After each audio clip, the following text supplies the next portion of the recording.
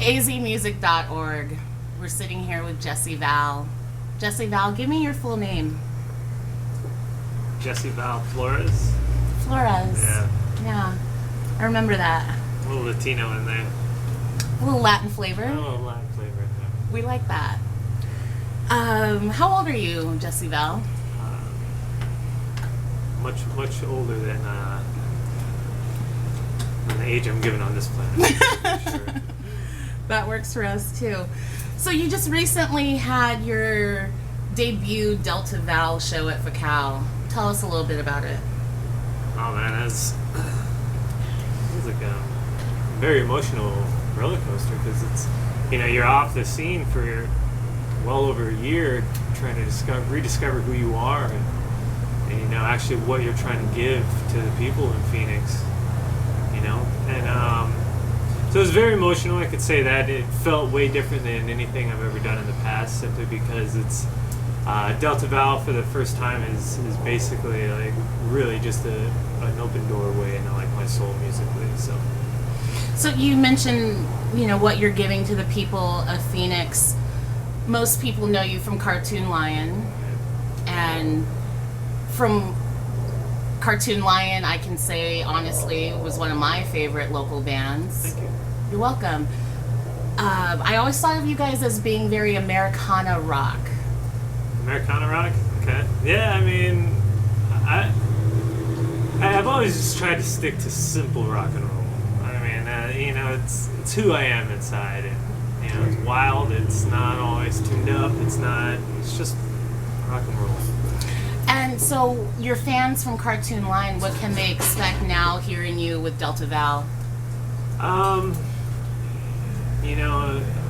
The way Cartoon Line was I want to say the guitar stylings was very new age, modern rock and roll, I guess. And so Delta Val is going to be more vintage, if that makes sense. Just makes a lot of sense. Pure rock and roll. It's just not. Makes a lot of sense. So yeah, I don't know. It's use a classic Fender and just get out there and jam and do what I need to do. One thing about you stand out as a very prolific songwriter. Oh, thank you. You're welcome. Can you kind of take us through your process? One thing that I absolutely hate is, I don't even know hate's a strong word. When musicians go, let's make a song sound like this, or there needs to be a metal part here, or there needs to be... Not saying that that's wrong, but the music that I write's not mine. It's, I don't know where it comes from, to be honest with you, but it's there. It's in my head, and so I play it. Then once it comes out, you guys hear it, it just passes through me. You have to let it be what it is, regardless if it's heavy or slow or soft or... So, from this new incarnation of Jesse Val, from Cartoon Lion into Delta Val, from this new incarnation, what is it that you would say that you want people to take away from hearing this new sound?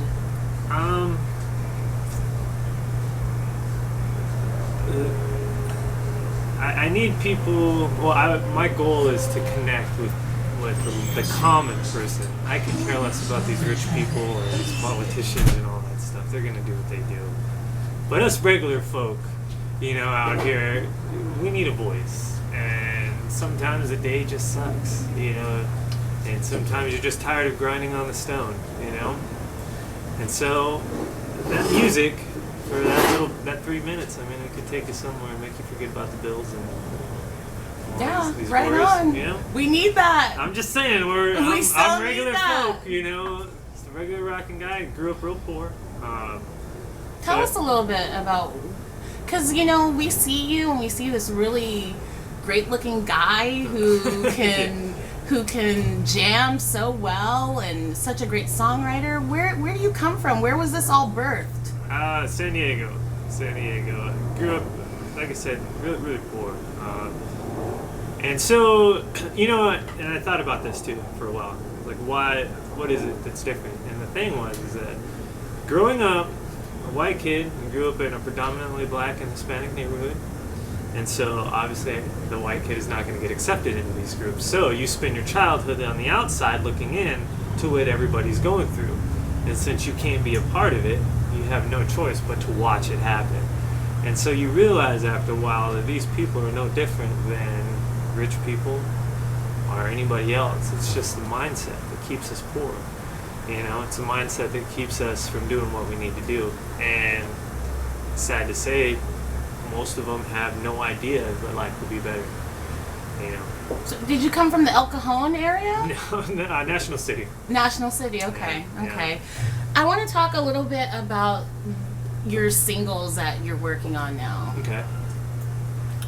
What are they? I've got actually four songs that I can't decide which one I want to be the single, the main one that sticks out. But for the most part, there's one song that I have called Next Phase, and that is really about this next journey into Delta Val, because it's all a novel. That's all life really is. It's just one giant novel. Characters come in and characters go out. But as human beings, we grow up fearing change, and so it's harder for others to accept it. And sometimes it's super sad when these characters leave our story. Sometimes it's... That brings me to my next question. You know, you and Scotty seemed like you had such a synergy going on. So tell us about that whole... I don't want to use the word breakup, but essentially that's what it felt like for the Cartoon Line fans. So walk us through what happened with that. Well, I don't know. I don't know. That's it. I don't know. I mean, it's not... And Scotty's not... We never fought, nothing like that. You know, we're still in contact, and still writing songs, but it's just time our characters went to different stories. So Delta Val, would you be comfortable calling Delta Val a solo act? Yeah, because it's see, Cartoon Line is, when I wrote music in that band, I wrote it because, you know, part of me wanted to kind of be cool. You know, you want to be in a band. Another part is you start getting into this, you know, I need to hurry up and write the next song so that we can stay relevant, and you know, and it becomes this thing where at a certain point you're just like, man, I've lost why I was writing. You know, I really lost we lost our identity. You know, towards the end, we didn't even know who we were, so why would the fans even care? And so with Delta Val, I was able to spend this whole year and a half just fine-tuning my songwriting, my guitar playing, vocals, find out who I really am. And it's funny because as an artist and a person, yeah, you have to be ready to change. You have to be. You can't. Reinvention is the main thing in this game. You know, every artist in town knows it. Reinvention is the key. It's how you stay relevant. And if you keep producing the same art year after year, well, people already have that. You know. And you mentioned this past year and a half. A lot's happened to you in this past year and a half. You had a daughter. I have 2 daughters. 2. Yeah, from 0 to 2, I got my 2 little babies. And wow. Yeah. So you have 2 babies under the age of... They're 9 months old. Wow. Still out there rocking. So it can be done. I don't hear no excuses. You know, it's the drive. That never goes away. How has becoming a father changed your songwriting, or influenced your songwriting? That hasn't hit yet. I'm still writing songs from years past. You know, in other lifetimes. So. That's awesome. So all the girls want to know. All the girls want to know. Have you retired the red jeans? Or are we going to see the red jeans back? Well, the red jeans, yeah, those are fun, weren't they? No, they'll be back. They'll be back. I love them, you know. That also brings me to another question. You kind of are a Tempe sex symbol. Does that?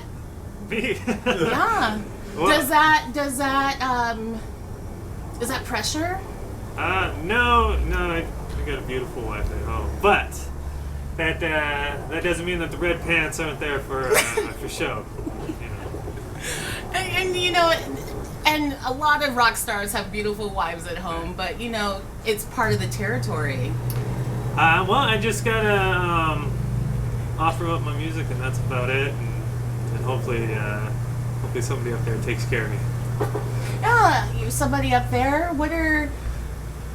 Do you have any religious beliefs or existential beliefs that influences your music? No, and I think the idea of judging somebody because they don't believe the same thing you do is really ridiculous. Yeah, it's awfully ridiculous, and so no, there's not a religion on the face of this earth that has any interest for me. Doesn't mean that I don't believe there ain't something up there, but yeah, religion to me is a joke. So you were talking about that you have 4 songs that you're kind of playing with the idea of putting out as your single, but right. There was one. Yeah, Next Phase, and that's just really about what's happening. Can you tell us a little bit about the sound of Next Phase? I can play you a little bit of it. Of course. So it's obviously it'll be all electrified and all that, but this song is about everything I've gone through, from growing up to all these demons that I've had try to bring me down, but I'm still here rocking, and so a little bit of it goes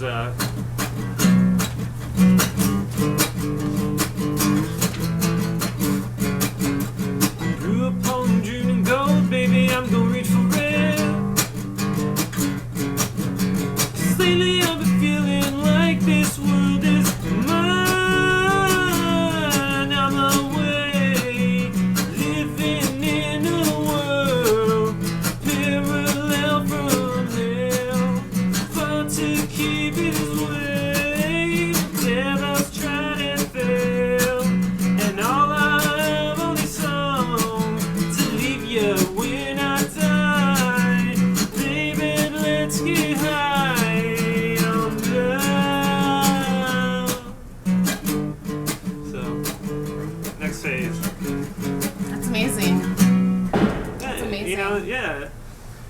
It's what's there.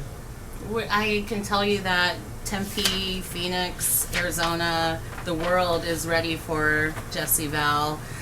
I'm hoping because it's music, and music alone is going to change this world. It is the universal language.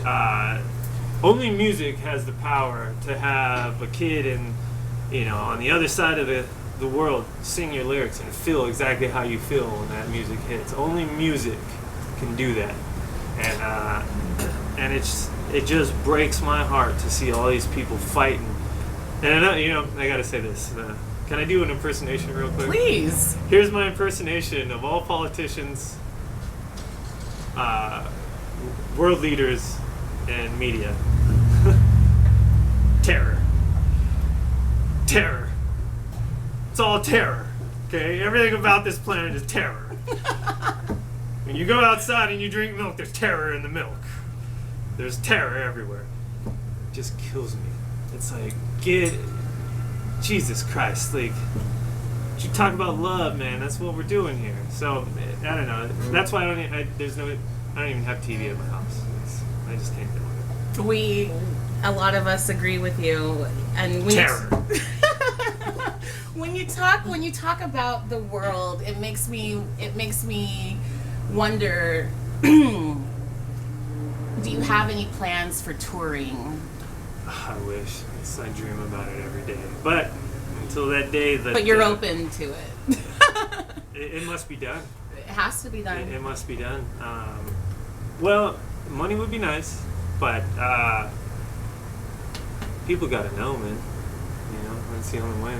It's the only way to really reach them. There's Facebook and all that stuff. It's good and all, but connecting with people, it's the only way. Another thing too is that you'll hear a lot of these, at least in my experience with people that I know around the scene, they're just like, I'm tired of playing these shows, I'm tired of doing all this, I'm tired of doing this. you know how boring life's gonna be after all the Grammys, after all the millions are in there. How boring life. You can't go hang out with regular people anymore. You got too much money. You're stuck. You're a prisoner of everything. Ivory Tower syndrome. Right now, while we're young, while nobody knows you, the journey. That's the most precious part of this. All of us, we're all together right now. We didn't know each other 5 years from now. Who knows if we're going to see each other's faces in 5 years from now? It's the journey, man. That's the most important part of this. So if you've got people and musicians you care about, stick with them, man, because time comes for everybody. Every dog has their day. You just got to wait for yours. A lot of people like to say that Arizona artists don't reach their full potential because we have a thing against collaborating. What are your thoughts on that?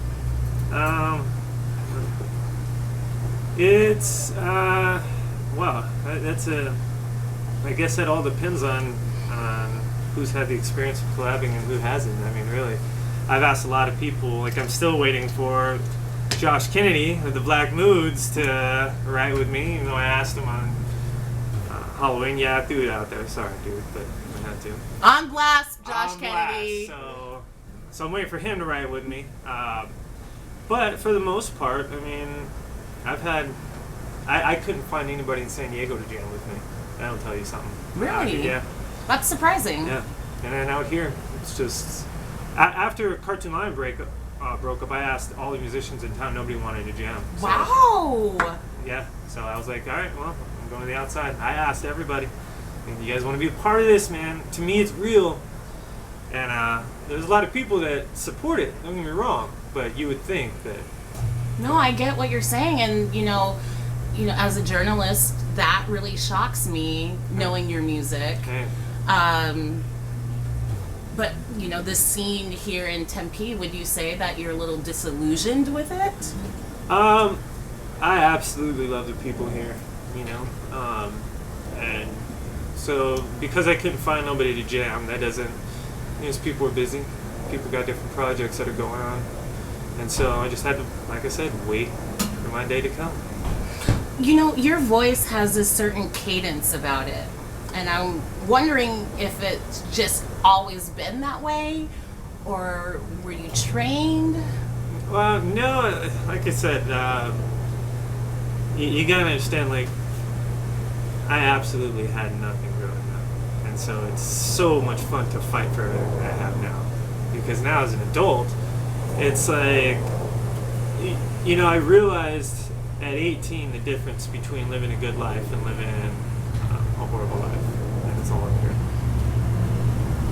Well, take us out with another track. Okay. This one's called Weird as Hell because it's so weird to be alive, and I can't comprehend it. Like how are we the only species that know we're alive and that know we're gonna die? Like, it's just weird to me. So this song's called Weird as Hell.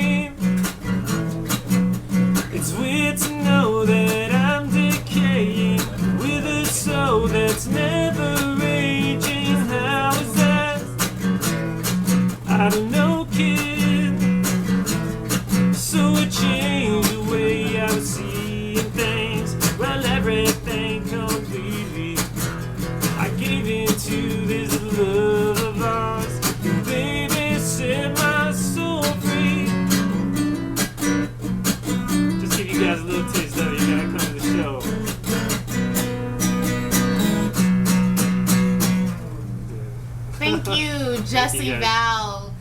Go out and see Delta Val, you guys. AzMusic.org. Peace.